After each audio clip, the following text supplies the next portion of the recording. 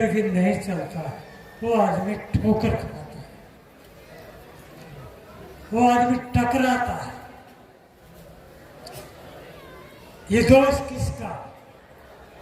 5 minute जरा ध्यान से सुनो, फिर उठते हैं। टकराता क्यों है? वो अपनी ठोकर को, टकराहट को स्वीकार करे या नहीं करे, इनकार भी कर सकता है। ये जीवन उसका है। जैसे कोई आदमी ठोकर लगी, टकराया, हड्डी टूटी, नाखून हटा, खून बहा, पीड़ा हुई, चोट पड़ी। इतना होने के बाद भी कोई उसे कहे कि बाबू या भैया देख कर चल, नहीं नहीं सब देख रहा, ऐसा उत्तर आए तो उसे क्या माना जाए? वो सत्य का उल्लंघन करता है, लेकिन बच नहीं पाएगा हकीकत से। चतुराई चल ही नहीं सकती ज्ञान के आगे। वो ठोकर सबूत है कि तू देख करके नहीं चला। वो हड्डी का टूटना, नाखून का हटना, खून का बहना कैसे छिपा पाएगा कोई? तो जो आदमी अपनी आंखें होते हुए देख करके नहीं चलता, वो टकराता है। भीतर की आंखों पर जोर सभी संतों ने हमारे सामने रखा, वे हैं विवेक और विचार।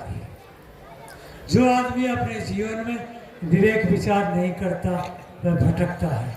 उसे कोई भी भटका देगा और ये उसके पीछे पीछे लग जाएगा, फालतू बातों को ढोता रहेगा। इन्हीं बातों को ठीक से न जानने से घरों में कलह कलेश, राग द्वेष, तालमेल नहीं। कितनी अच्छी अच्छी बातें हंसते हुए शैली के साथ सभी महात्माओं ने कहा। एक अंतिम बात और सुन लो। एक भिखारी था। भिखारी को सभी जानते हो। भिखारी कौन? जो भीख मांगता है। और भीख मांगना नीचे से नीचा तल होता है। मगर आप ये मत समझना कि भिखारी आखिर है तो चेतन जी, है तो इंसान है। गरीबी अमीरी सबके जीवन में अपने कर्मानुसार लगी। भिखारी भी कभी कभी समझ की बात कह सकता है। और अच्छे अच्छे लोग जिनको हम बहुत बड़ा मानते हैं, वे भी बचकानी बातों से पार नहीं हो पाते। भिखारी को क्या हुआ कि एक सेठ की दुकान पर पहुंचा, उसे प्यास लगी। सभी को प्यास लगती है, भिखारी का क्या दोष? एक दुकान को खुली देखा, दुकान बड़ी थी, सेठ भी बड़ा बड़ा धनी था। वह अपनी गद्दी को सजा के और ठीक आराम से बैठे थे। भिखारी उसके पास पहुंचा। भिखारी जब पास में गया, पहले जो हाथ से हटाता था कोशिश भिखारी को कौन आने देता, लेकिन भिखारी पहुंच गया। पहुंचने के बाद जाके कहता है, सेठ जी यार प्यास लगी है, पानी पिला दो। क्या लगी है? प्यास लगी, पानी पिला। बैठे बैठे सेठ ने उत्तर दिया, आदमी नहीं है, मतलब अभी नौकर चाकर नहीं आए होंगे। धनी आदमी, उसके आदमी तो नौकर चाकर। अब वो प्यासा था, गया नहीं। थोड़ी देर के बाद फिर कहा, सेठ जी ज्यादा प्यास लगी, गला सूख रहा, पानी पिला दो। अरे बहरा है क्या? नहीं सुनता? बताया था आदमी नहीं। फिर भी नहीं गया। और तीसरी बार फिर कहा। यहाँ से बात सुनने जैसी और जीवन में उतारने जैसी। उन्होंने फिर कहा, सेठ जी यार ज्यादा प्यासा हूँ, प्यास लगी, पानी पिला। और तेज गर्म होके बोला, समझता नहीं, सुनता नहीं, आदमी नहीं है, आदमी। एक कदम आगे बढ़कर भिखारी कहता है, और सेठ जी थोड़ी देर के लिए आज आप आदमी बन जाओ। क्या गजब की बात कही।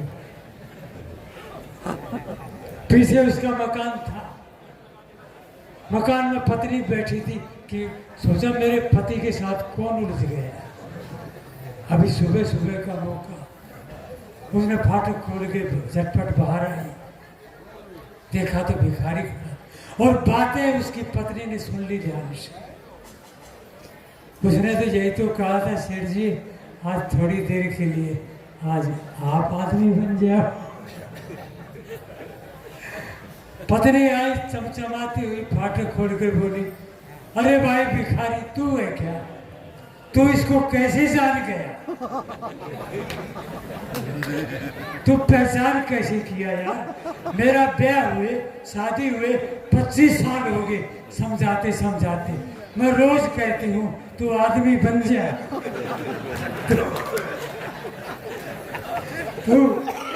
तू आदमी बन जा का कैसे पहचानेंगे? ये आदमी का चोला लेने के बाद आदमी नहीं बनता। इंसान की काया पकड़ने के बाद इंसानियत गायब कर देता है, इसलिए दुखी रहता है। क्योंकि चोट पड़ती सह नहीं पाता, ढंग से जी नहीं पाता।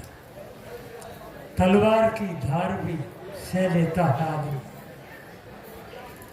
तलवार की धार भी सह लेता है आदमी, गोलियों की बौछार भी सह लेता है आदमी, और सबसे ज्यादा असर ये बोली करती है। बोली की मार सह नहीं पाता है आदमी।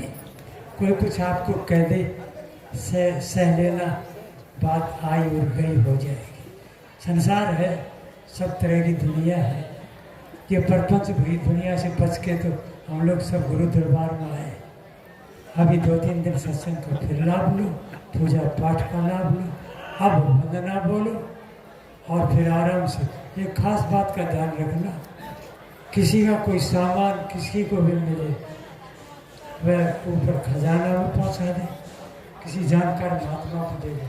मेरे पास मैंने आवाज़ लगाई थी, इसमें चश्मा है और ये जो सामने रखा चश्मे का ऊपर कवर है, किसी का भी हो यहाँ से आके ले जाए। चलो नहीं होगा किसी का तो अब हमारी मौज है, जाए इसका जो भी करे। और तो इसके साथ क्या खींचातान करेंगे, कर देंगे जाके ऊपर से ले बचेगा भी क्या है। वंदना दूर है, कोई उठने पाए दोनों हाथ जोड़ो संतों के सामने और मस्त होकर के वंदना बोलो, वंदे